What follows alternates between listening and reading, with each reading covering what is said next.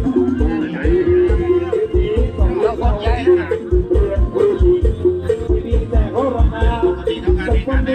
วันนี้ก่อนจะเปิดโลกชาเดี๋ยวว่าโยนยิงเอาขึ้นลิ้นนะที่สามมันตรงนี้นะครับยกไปเลยครับวันนี้น่าจะไม่ทันเดี๋ยวไอ้คนมีส่งว่าไงถ้าเกิด